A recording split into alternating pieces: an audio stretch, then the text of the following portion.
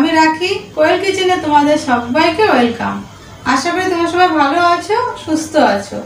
আমার নতুন বন্ধুদের কাছে অনুরোধ করছি, তোমাদের যদি আমার রেসিপি দেখে ভালো লাগে তাহলে আমার চ্যানেলকে তোমরা সাবস্ক্রাইব করো, লাইক করো, কমেন্ট করো আর বেশি বেশি করে শেয়ার করো।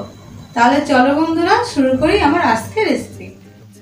আজকে তোমাদের সাথে শেয়ার করছি রুই মাছের একটা রেসিপি, রুই মাছের তেল ঝাল। তাহলে চলো দেখে নাও রেসিপিটা আমি কিভাবে তৈরি করছি। রুই মাছ, টমেটো কুচি, কাঁচা লঙ্কা, জিরের গুঁড়ো, কালো জিরে, শুকনো লঙ্কার গুঁড়ো, নুন, হলুদ।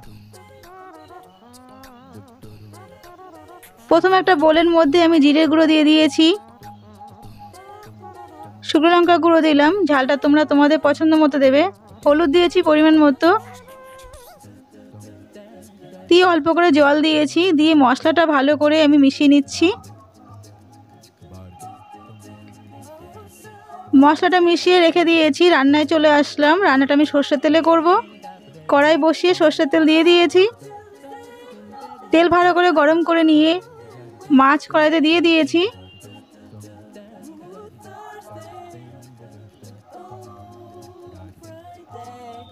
এক সাইড ভাজা হয়ে গেছে, আমি উল্টে দিচ্ছি।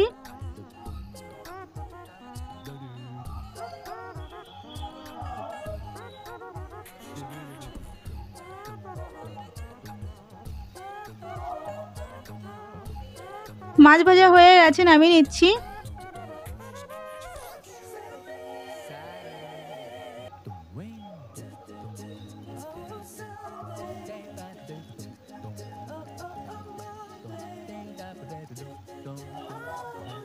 মাছ ভাজা নামিয়ে নিয়েছি। এই তেলে কালো জিরে ফোড়ন দিলাম, আর যে মশলাটা গুলে রেখেছিলাম সেই গোলা মশলাটা দিয়ে দিয়েছি।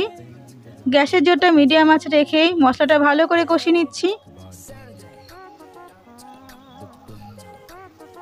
মশলা ভালো করে কষিয়ে নিয়েছি। টমেটো কুচি দিয়ে দিলাম। এখন টমেটো কুচি দিয়ে নাড়াচাড়া করে নিচ্ছি।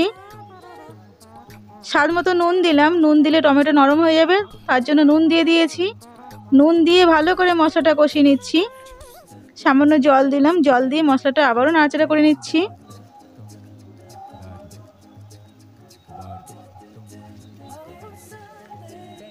মশলার থেকে তেল ছাড়া ছাড়া মতো হয়েছে, আমি পরিমাণ মতো জল দিলাম। ঝোল ফুটছে, এখন আমি একটু নাড়াচাড়া করে নিলাম। আর এই রান্নাটা আমি পেঁয়াজ বা রসুন ব্যবহার করিনি, তোমরা চাইলে করতে পারো। ঝোল ফুটছে, ভেজে রাখা মাছ দিয়ে দিয়েছি। মাছ দিয়ে ঢাকা দিয়ে রাখলাম 7 থেকে 8 মিনিটের জন্য।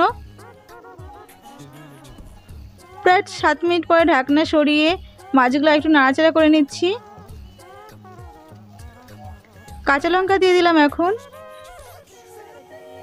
কাঁচা লঙ্কা দিয়ে মাছগুলো আমি উল্টে দিচ্ছি।